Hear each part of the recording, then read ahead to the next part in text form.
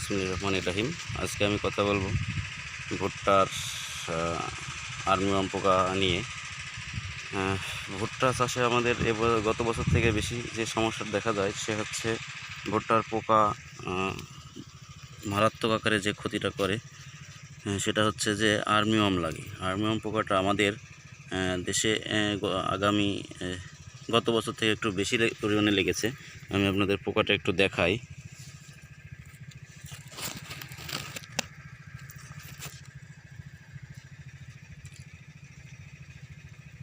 ওই যে ভিতরে আপনারা দেখতে পাচ্ছেন এক ধরনের যে পোকাটা, এটাকেই মূলত মাজরা পোকা বলা হয়ে থাকে, অথবা আপনারা লক্ষ্য করলে দেখতে পাবেন যে এই মাজরা পোকাটার মাথাটা কালো রঙের। আসলে একটু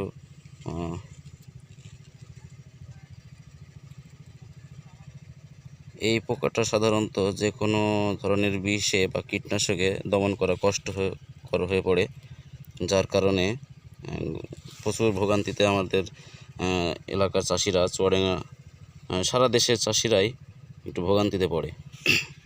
তো আমি আপনাদেরকে এই পোকা দমনের একটা সঠিক ও কার্যকরী নিয়ম বলে দেব।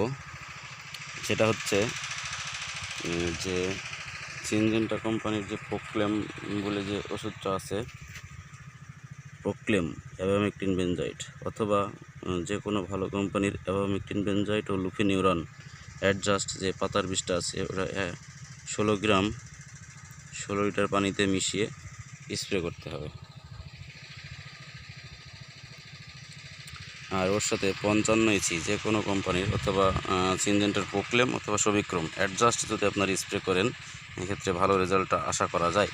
আরও এছাড়াও যদি ইনতেফা কোম্পানির হিমাম এবং জাহিম অ্যাডজাস্ট করে যদি স্প্রে করেন, সেই ক্ষেত্রে এই পোকা দমন করা সম্ভব। অন্যথায় অন্য কোনো বিষ কিংবা অন্য কোনো কীটনাশক দিয়ে আমরা এই পোকা দমন করতে পারি নাই।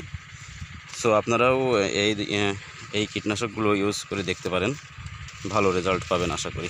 আসসালামু আলাইকুম।